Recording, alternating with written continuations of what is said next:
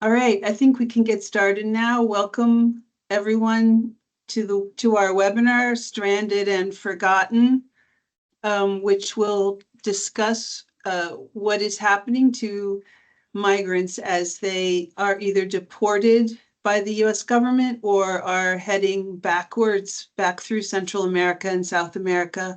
My name is Kim Lamberty. I'm the executive director of Quixote Center.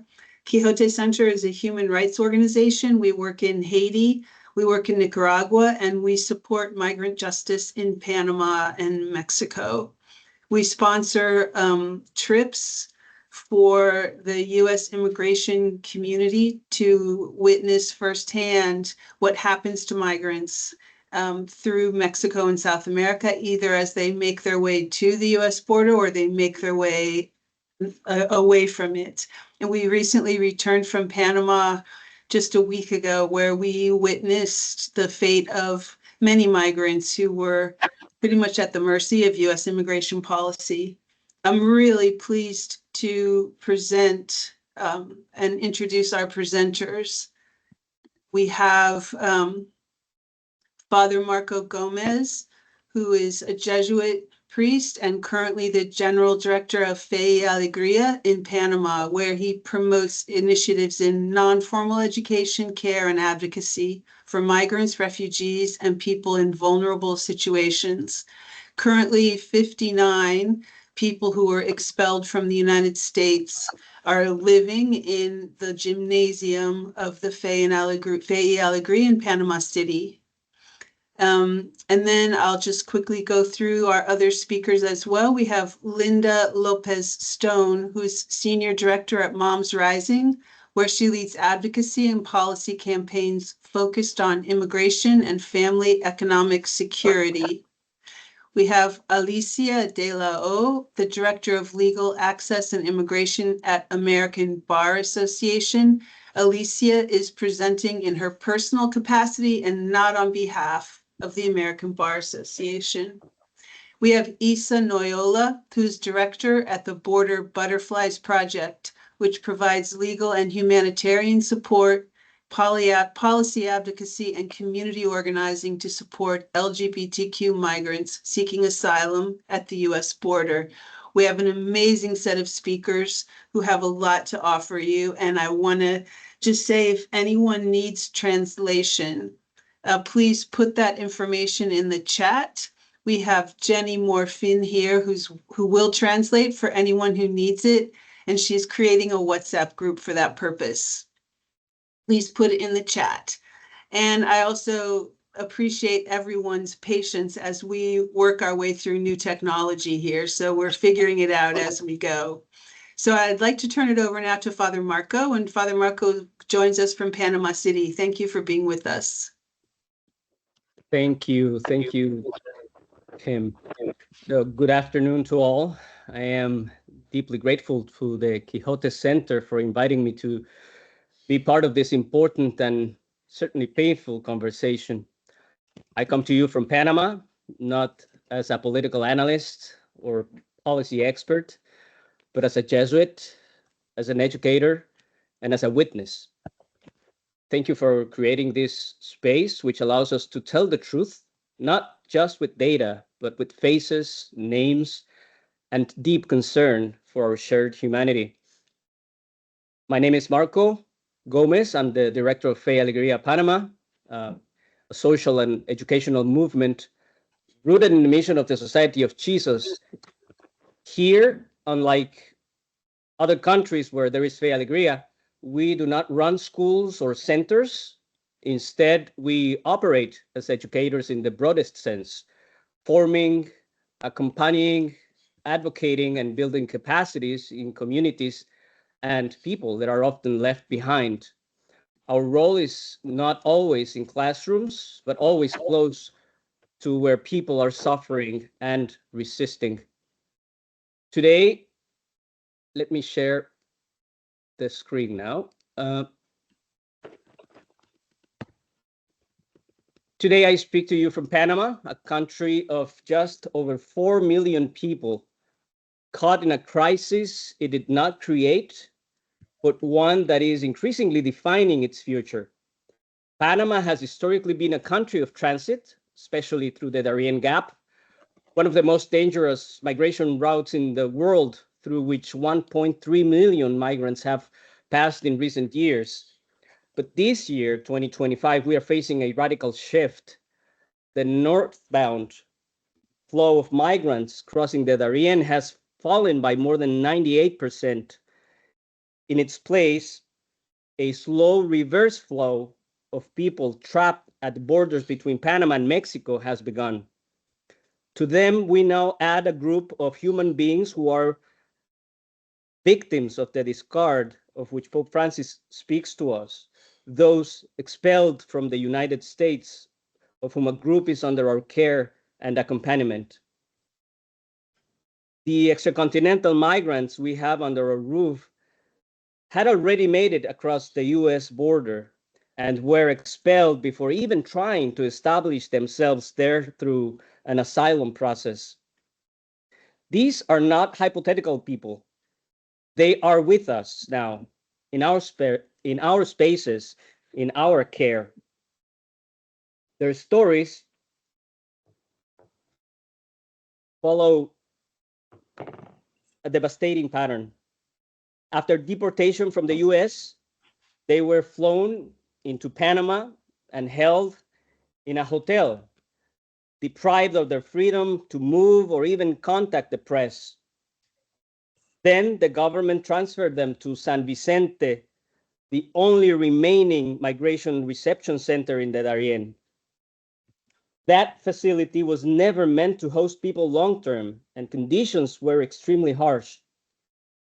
Eventually, they were brought to the Albrook bus terminal in Panama City and left there with no Spanish, no resources, no contacts, and no explanation. The only thing they were given was a document, a temporary humanitarian permit to stay in Panama, stating that they had 30 days to make arrangements to either deport themselves to their country or to a third country and to cover all expenses. The document also says that the permit can be extended for up to 90 days, and that has happened today as we speak. This is when we were called to step in and figure out how to help. Their only alternative was to sleep on the street, being exposed, disoriented, and utterly alone. Fortunately, the first 3 nights after they were left to fend for themselves at the bus station, some good Samaritans took them to a simple hotel while we organized solidarity. We are not a humanitarian shelter, but we could not look away. So, after organizing with other Catholic charities, members of the Clamor Network, and the Evangelical Church's Migrant Assistance Foundation, we opened the only space we had, our gymnasium. It became a refugee of last resort. Dozens of migrants sleep side by side on thin mattresses. We provide what we can: food, hygiene kits, internet, translation with the help of AI, and most importantly, the presence of people who cares. They came from across the globe: Afghanistan, Nepal, Russia, China, Pakistan, Eritrea, Somalia, Cameroon, Sri Lanka, Ethiopia, Iran, Angola. They are not returning to Panama. They were sent here, deported to a country they passed through months ago with no legal footing and no path forward. Their stories are heartbreaking. There is Nikita from Russia. After barely setting foot in the US, he was deported. Now in Panama, he asked, "Why here? I don't even know this place." There is Saeed from Pakistan, soft-spoken and young. He made it to the US thinking he'd finally escaped persecution. Now he's in a gym in Panama, whispering, "Am I still allowed to hope?" There is Artemis from Iran. She expressed all this drama very well to the BBC. She said, "We can't go back to our country or stay here or find somewhere to go." There is a group of Cameroonian women who told us, "We had dreams.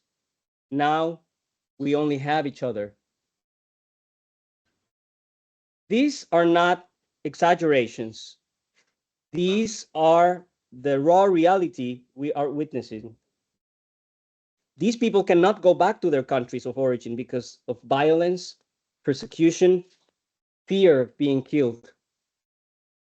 Panama, for its part, has extremely limited, outdated migration policies.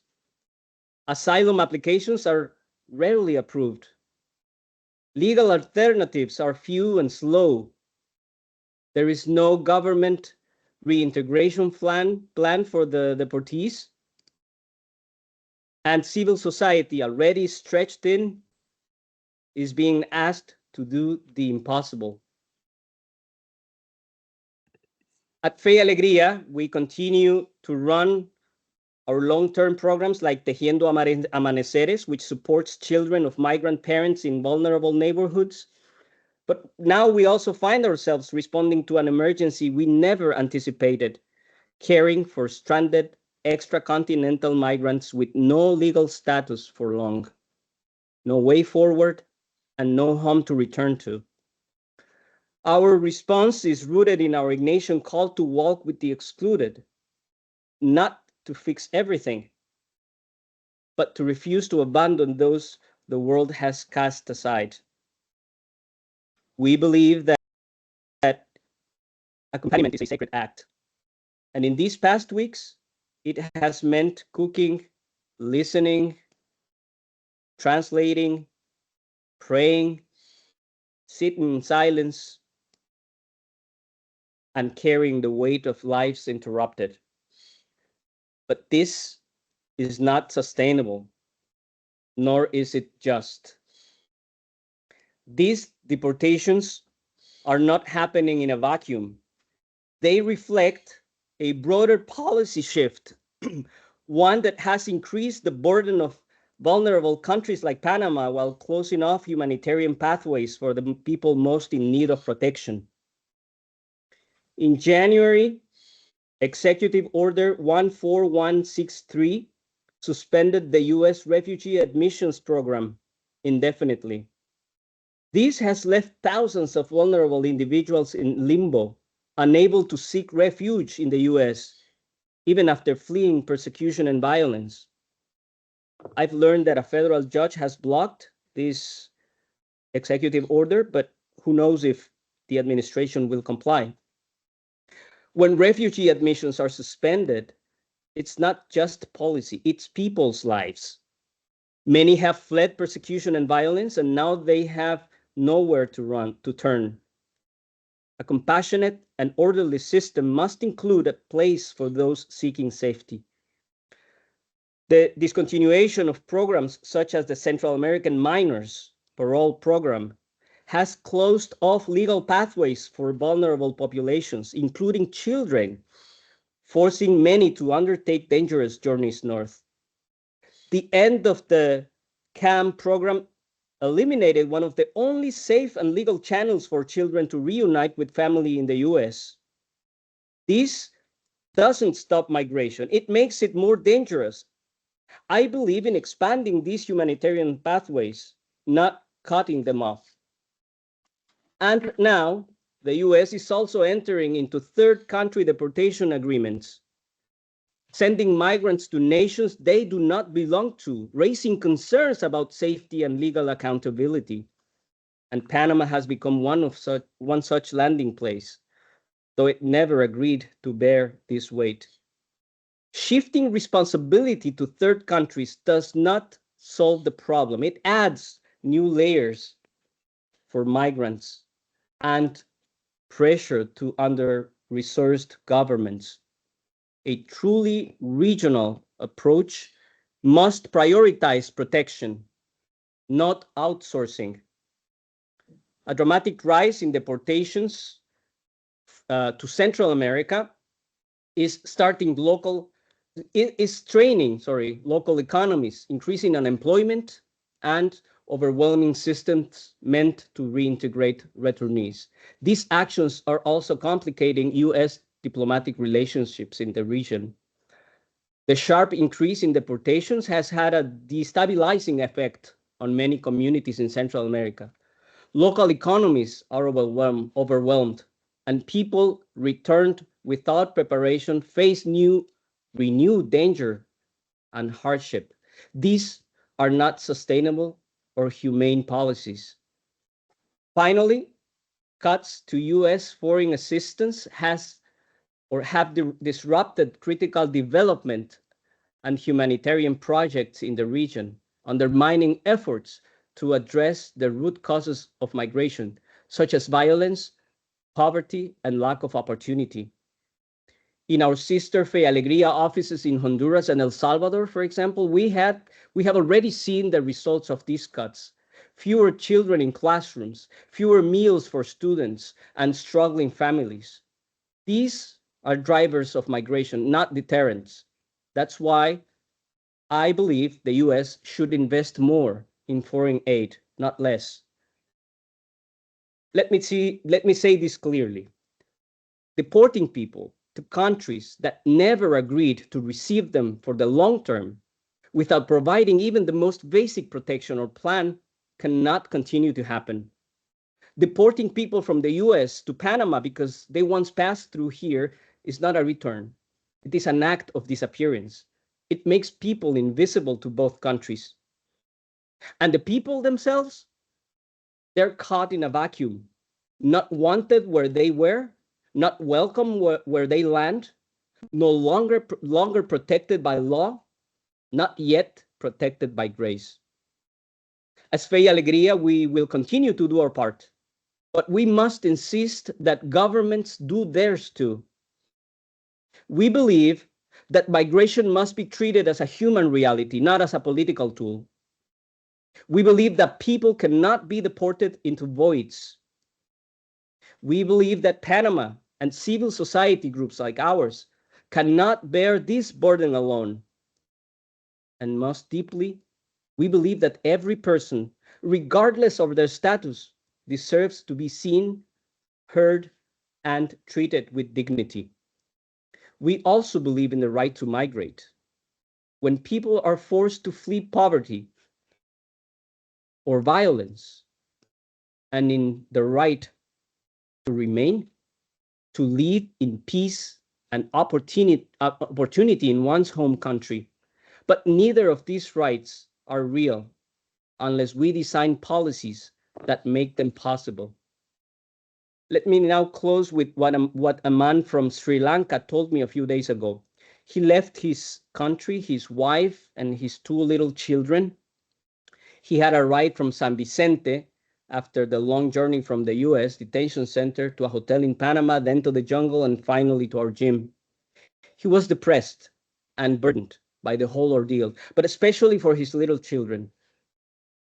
I was trying to encourage him, and he said, "What you say is true, and that is why I am okay here. A father is important for his children. What I have lived, I do not want my children to live. I am okay waiting here. I pray every day for a miracle to happen, and that's our hope too. That these lives no longer need to run, hide, or be forgotten. That they may rest, heal, and begin again with dignity." Thank you. Thank you, Father Marcos, for a moving presentation. And I'm going to turn it over now to Linda Stone from Moms Rising, who will continue to talk about other migrants stranded in Panama. Linda, thank you for being with us. Thank you, Kim, and thank you for the opportunity. I want to start by saying that all the people that we saw, that we met in Panama and Costa Rica, they have names. And not only names, they have dreams, and they only try to get safety for them and for their families. And let me start by sharing the story of Gregorio and his two kids and grandchild. They escaped Venezuela, they escaped Maduro, and they tried to find peace in Colombia. But in Colombia, they found violence. So they had to flee again. They left through the Darien. And when they arrived in Costa Rica, they found out that their CBP1 appointment was not existent anymore, and that they were not welcome in the United States anymore. That was January 25th. From there, he has been waiting for the opportunity to go back to Colombia. They were selling candies, they were selling what they call chupetes, trying to gather money to keep themselves safe in Costa Rica and also to find their way to go back to Colombia. As I share this story right now, he's somewhere in the ocean, almost close to Colombia. It took him almost a month to get to Colombia. And his story reminds me the poem that reads, "No one leaves home unless home is the mouth of a shark." And this is exactly what every person that we met are going through. They didn't choose to leave home. They had to leave home for safety. And in Costa Rica, we visited the CATEM. There were 130 people when we were there, and they are detained in an old pen factory warehouse, now holding center, but they cannot leave. The group includes small children. Local organizations cannot provide basic support. We heard that there are 90 nationalities, and also this is a transcontinental group.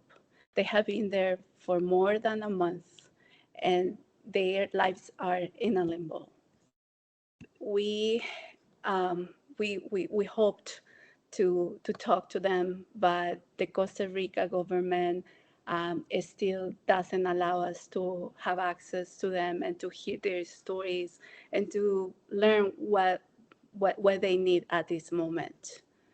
Back in Panama, we visited more deportees in Fe y Alegría.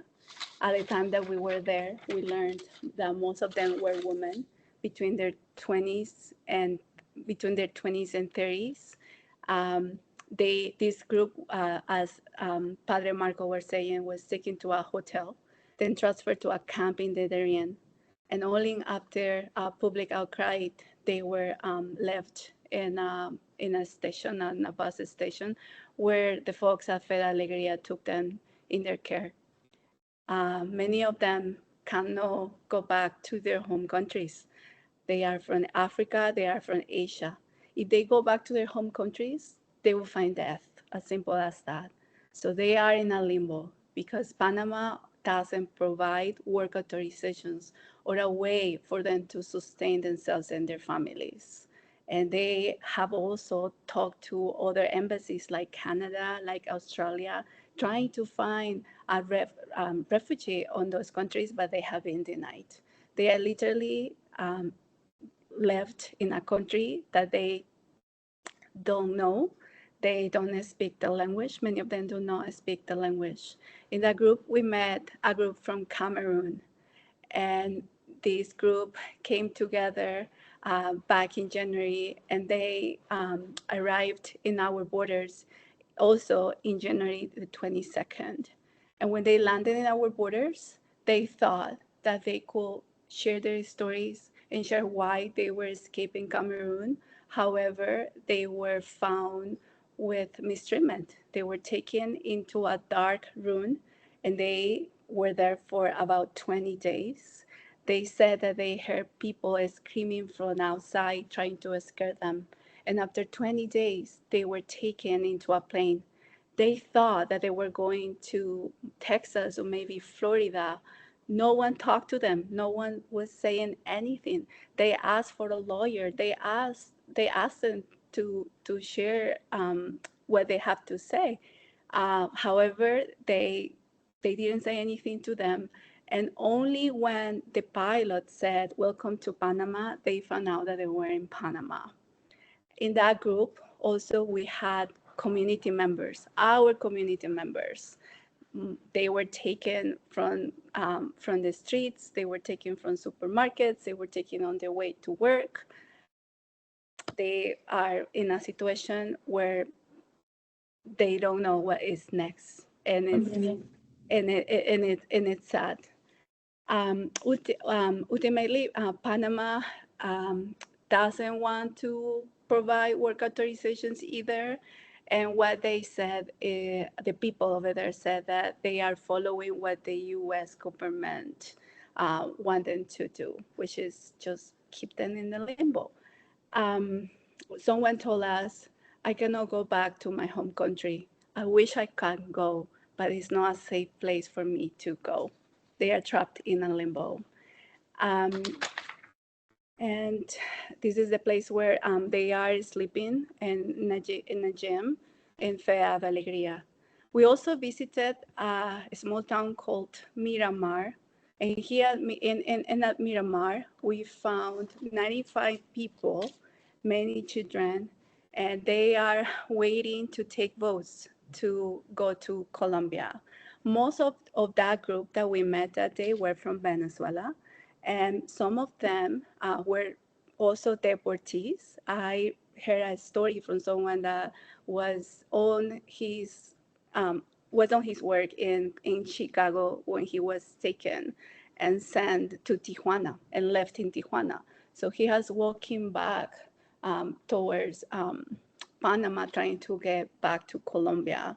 We also met people that were in Mexico and they were waiting for the CV1 appointments until they heard that they were canceled. And many of them are from Venezuela, and they cannot go back to Venezuela due to the situation. So they are in a limbo too, because they don't have passports. They don't have access to other safer routes to go back to Colombia. The only way to go back to Colombia for this group is through these small boats. And one person told me, "We left our homes in search of safety, not realizing how much danger still awaited us." I want to finish saying that no matter how one views the policies of this government, we cannot tolerate the suffering of people, and we cannot tolerate what our government is doing to many people in this country, and also the ones that have been either deported or exposed to foreign countries. Thank you. Thank you so much, Linda, for that beautiful witness. Now we're going to turn it, there we go. We'll turn it over to Isa Noyola from Border Butterflies. Isa? Hi, everyone.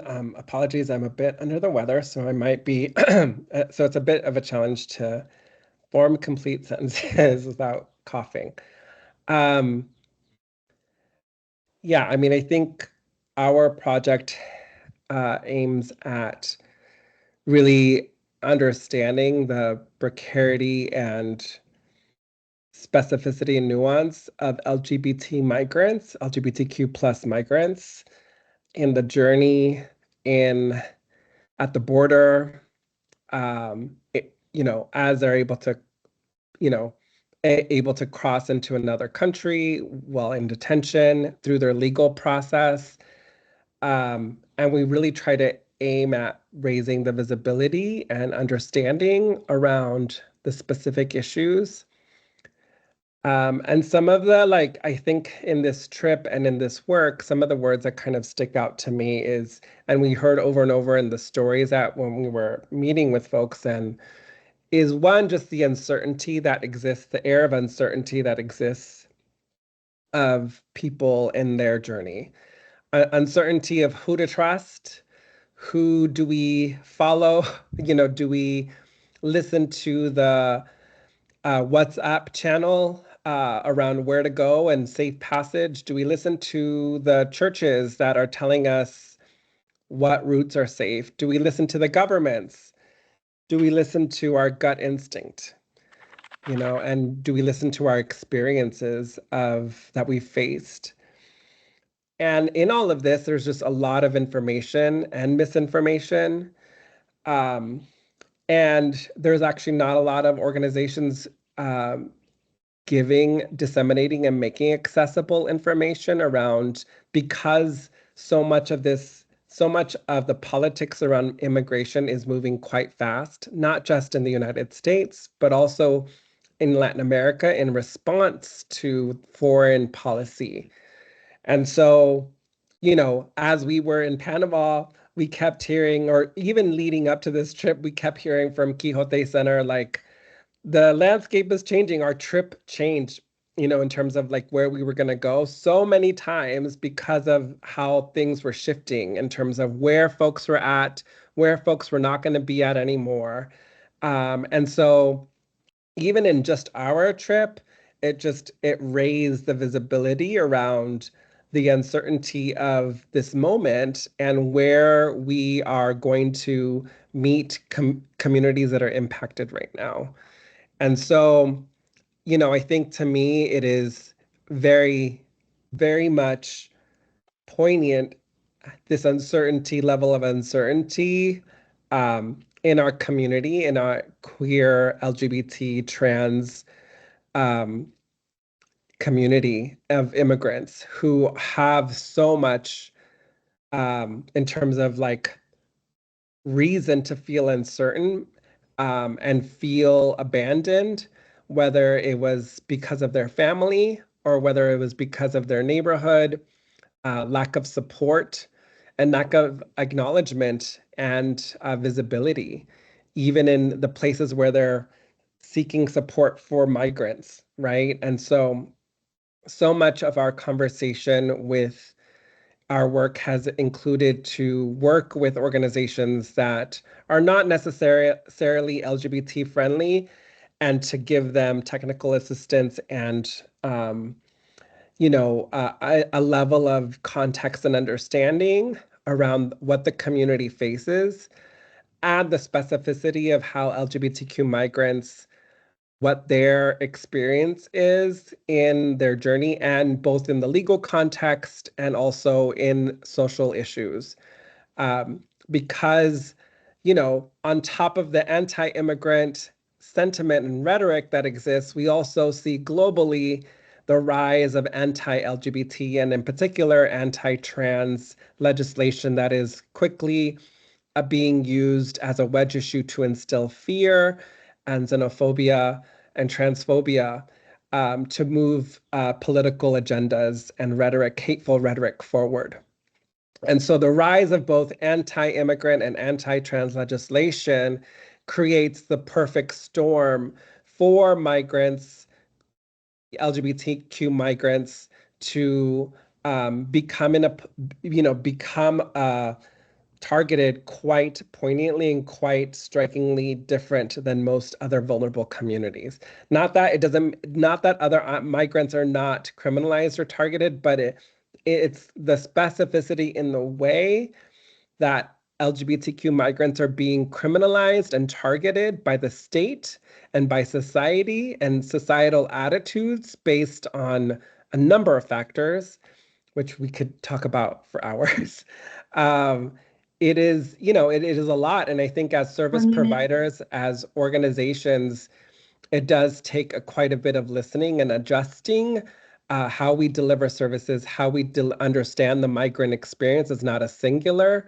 And so LGBTQ folks in this journey are facing so much pressure and so much invisibility in their journey of even feeling they can express and share their story in the full breath. And so we encountered so many folks who were invisibilized, because they didn't feel ultimately comfortable sharing their story and sharing the ways that they have experienced the discrimination and the violence that has pushed them out of their communities, pushed them out of their families, pushed them in this very dangerous journey that faces a lot of exploitation as well. So I look forward to more questions towards the end to answer and to share. Thank you so much, Isa, for that presentation that's lifting the visibility of a particularly vulnerable group of migrants. And I'm now going to turn it over to Alicia to talk about some of the legal aspects. Hi, everybody. Thank you to the Quixote Center for putting together this trip and all of the partners on the ground for allowing us in. And also our cohort who went together because, like Isa mentioned, there was a lot of change that was happening and things that we had to figure out together. My name is Alicia de la O again, and just to reiterate, I am presenting in my personal capacity, not on behalf of the American Bar Association. CBP1 has been mentioned a bit throughout the presentation, and so by way of background, CBP1 was an option implemented during the last administration for those who wanted to present themselves at a port of entry along the US-Mexico border in a lawful manner. And the application did have problems, but it was a lawful option for people. And once somebody was within a certain geolocation of the US-Mexico border, appointments would generate. And once somebody had an appointment scheduled, they would go present themselves at the port of entry and have a brief interview of their reasons for wanting to enter the US. At that point, somebody could be denied entry, they could be paroled in, or they could be detained by ICE. And so many of the individuals who were trying to make their way toward the appropriate geolocation area to make those appointments were left stranded at different points and different regions throughout their journey in Mexico and Panama and Costa Rica, and has led to some of this clog and downward migration of people returning.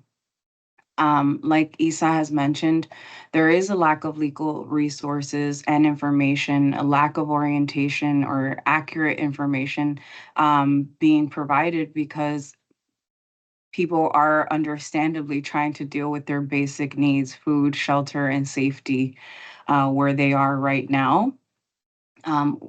Like Linda mentioned, we heard from a family who began their journey around January 20th. And, perhaps had they had more information about what a change in administration could mean, they might not have made this journey on that day.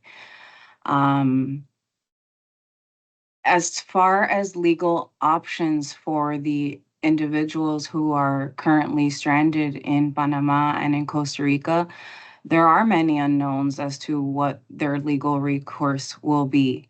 Panamanian authorities, Costa Rican authorities seem to be working to try and find a place for these people to resettle or relocate, but like many have mentioned, they are in a legal limbo right now. Not much information is being provided. It's unknown where they're going to be sent to, who is going to accept them, will they be safe there?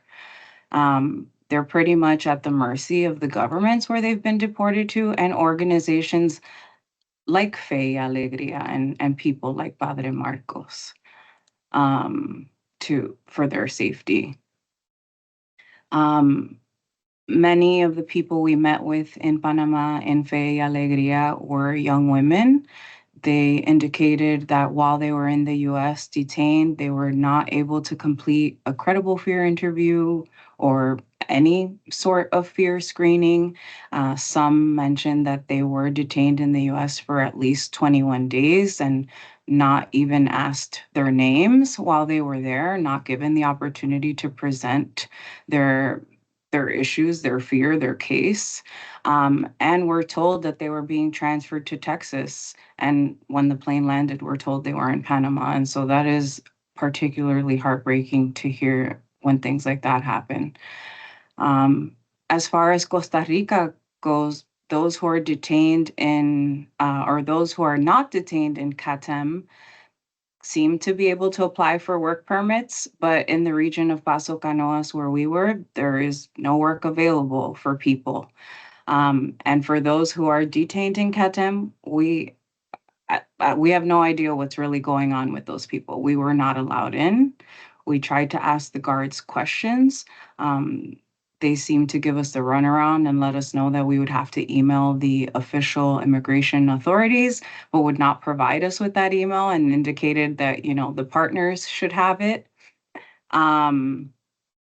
People in Panama cannot apply for work permits.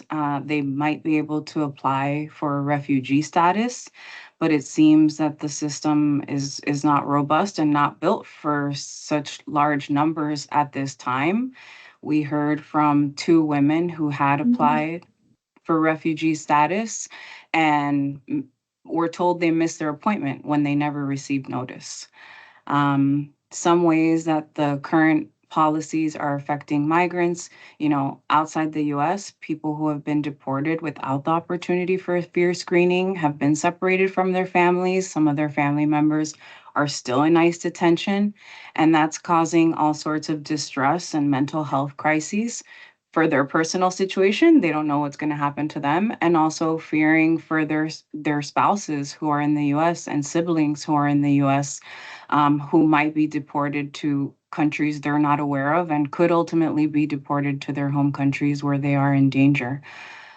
So broadly speaking, the lack of legal pathways has left people with really limited and bad options. And in my opinion, that leads people to make desperate choices and migrate through irregular means that can put them in serious danger.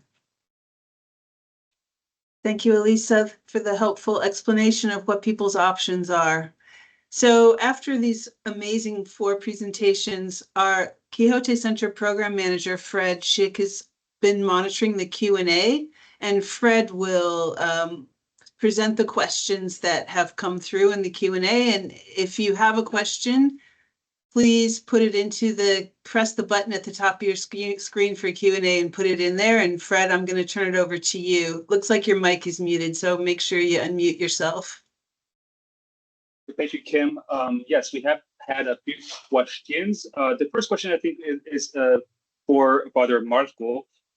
So the question is from Rachel, who is asking, do you know if anyone from Panama has been given the chance to seek protection in a third country besides Panama? Rachel mentions that Refugees International has been interviewing some people still in Panama, but still not clear what will happen to them next. I'm not sure if Father Marco, you have a little bit more information about that. Yeah, thank you for the question. As of today, we still don't have information on a third country that could offer and guarantee asylum or refugee status for these people.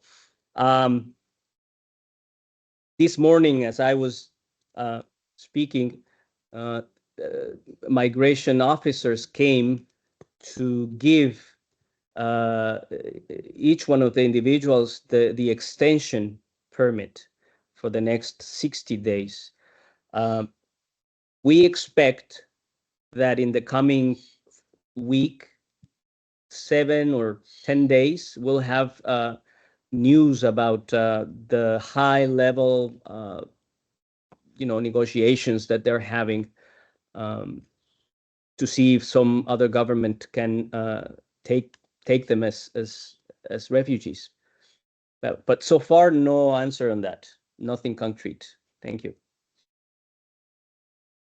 Thank you, Father Marco. And when we were in Fe y Alegría, Linda and I spoke with a group of women from Cameroon, and they told us that they did approach some embassies. And I know that several members who are in Fe y Alegría did knock on some doors, but apparently they haven't been given any solution. So this is the information we have on that front. Another question, and this is for, I will let panelists decide who wants to answer this. from Julie, who needs a little bit more clarification with regard to where the refugees have come from before they arrived in Panama, and which countries are involved in flying them to Panama, apart from the United States, I assume, because we know that the United States is definitely the main operator here, the United States government, to be precise. So the question is, have they all been detained in the US and then the US have flown to Panama? And the second question is, are there other countries involved in moving these people to Panama? I don't know if any panelists would like to take that question from Julie.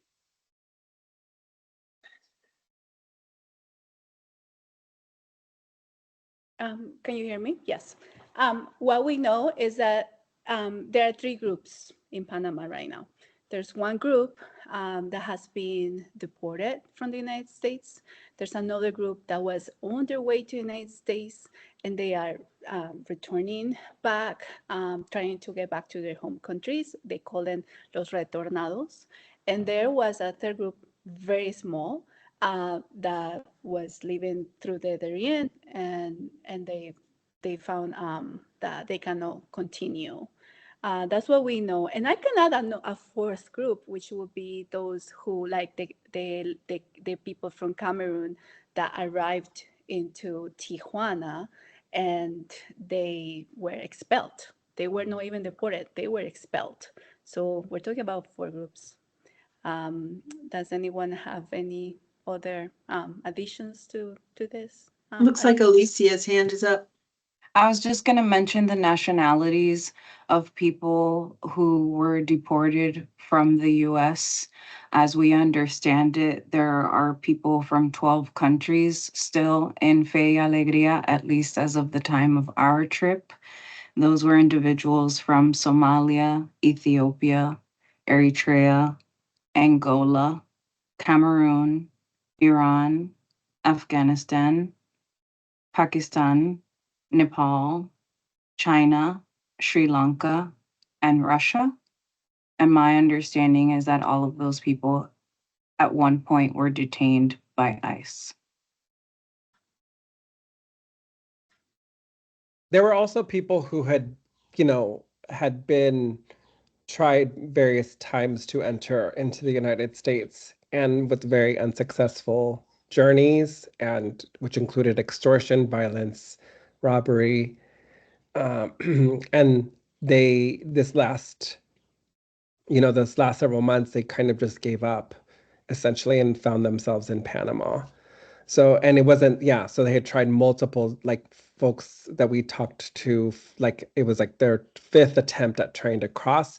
And in all of that, what was very striking for some of the folks is that, again, they didn't understand sort of what legal, support or lack of, or where they could fall in terms of asylum or what asylum meant.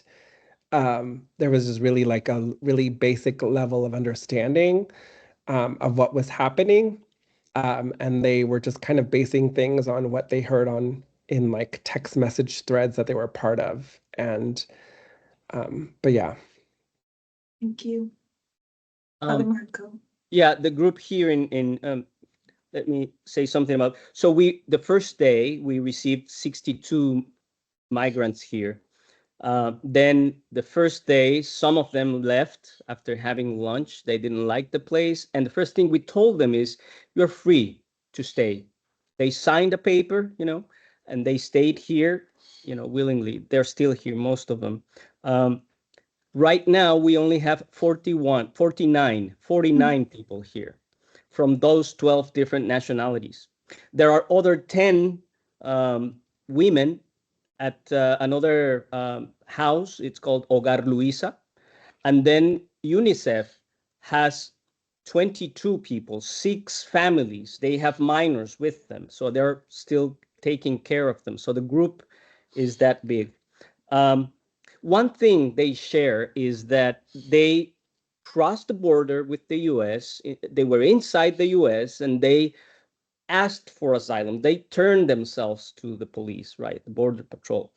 And then they, as you explained, someone explained, they were not given the opportunity to ask for asylum because, the executive order had already been sanctioned, and they were not allowed to ask for asylum. Executive Order 14163, and that happened on January 27. And the other thing they share in common is that all of them had weeks or just days in the other side of the border in the US. So that explains a lot. I mean, they had already reached a place they wanted to go, but then they were expelled with no opportunity, no chance to ask any questions. When they saw where they landed, that was when they realized what happened. Thank you. Thanks so much to everyone for tackling this difficult question. We have two more questions in the Q&A. One is from Bea, who is asking, is there any hope that under the current U.S. administration, the U.S. courts will require compliance with international laws regarding those who are seeking to enter the U.S. as asylum seekers? I'm not sure if Alicia, you want to take that one?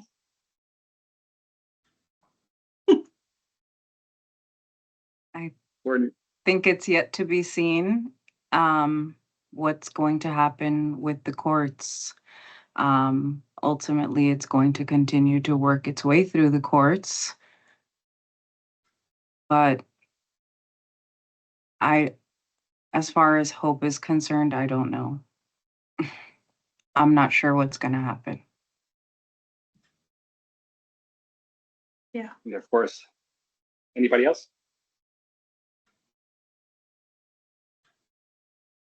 Yes, we'll see. We'll see how it will all play out. And we have one last question from Sylvia. Did Panama have a say in this decision to accept deportees? I guess I can answer that one. I would say no, they were not giving an opportunity, and they were not expecting, perhaps they said, yes, send us the planes. 3 planes landed here with 299 people.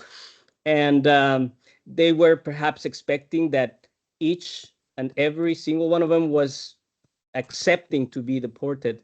But 112 said, no, I can't go back. And so they didn't know what to do.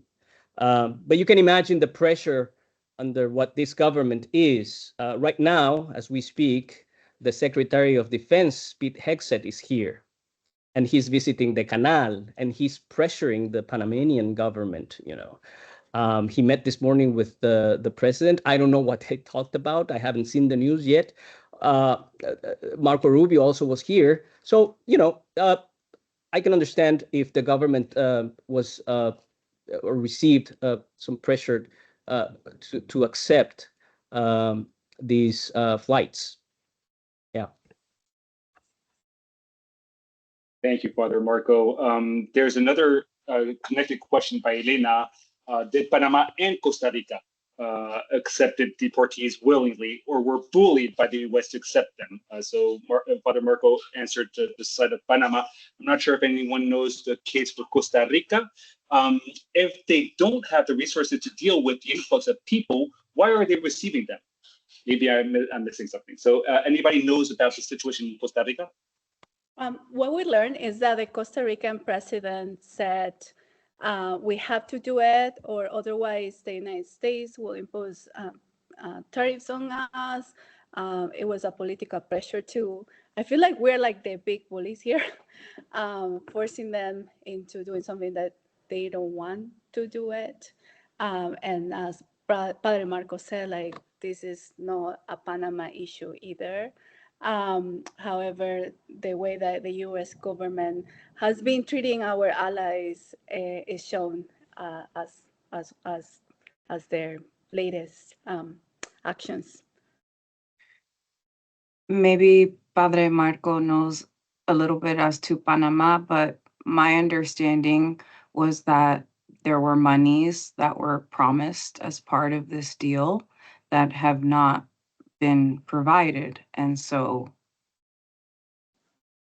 I'm speculating, but maybe countries like Costa Rica and Panama thought that they could maybe handle it with these monies. And if they were not actually getting the monies, then there's even less of a chance for that infrastructure to be created.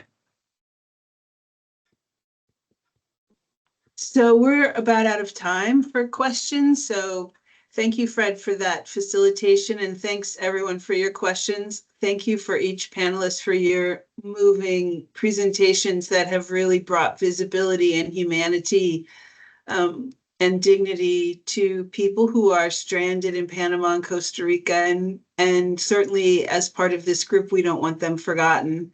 So I want to just close and offer some suggestions about how folks can help.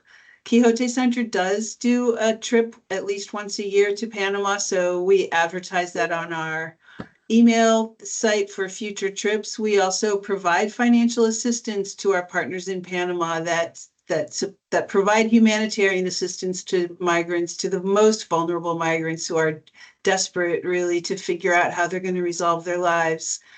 Other panelists, Father Marco, do you have any suggestions about how people can help? Yeah, well, we're trying to sustain as much as we can this effort. We're receiving donations. We hope that in the next 2 months this will be resolved. But yet, people need our support. So any donation is accepted. You can send it through, I guess, the Quixote Center. You can come and visit us. You can call your representatives. You can learn more about what's going on here. There are stories. International media is reporting a lot on what is happening to these poor people. So yeah, be informed.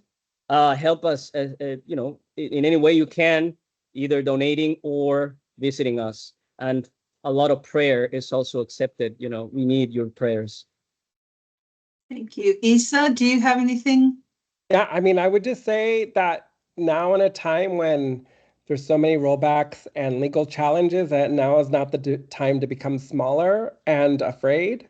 And especially as US citizens, using your privilege to speak out and actually go to the 10th 100 degree and using your dissenting voice to really bring light to the issue and to your local community, and making organizations accessible and taking up this issue. Because guess what, folks, this is not going to go away anytime soon, even after this administration.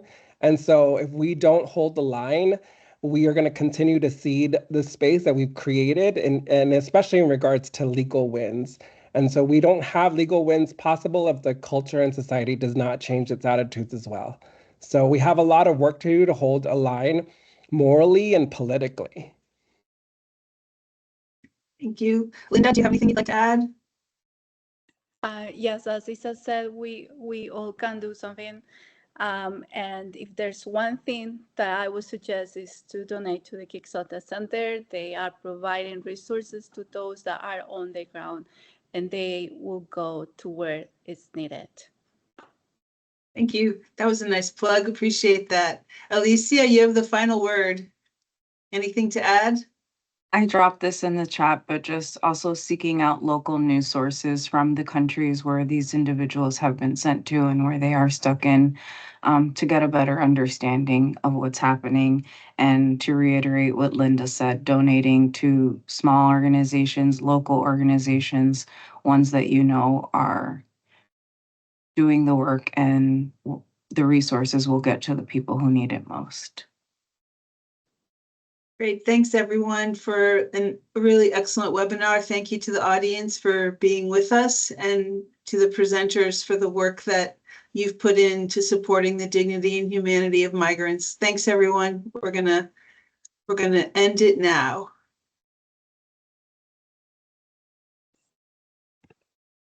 Thank you.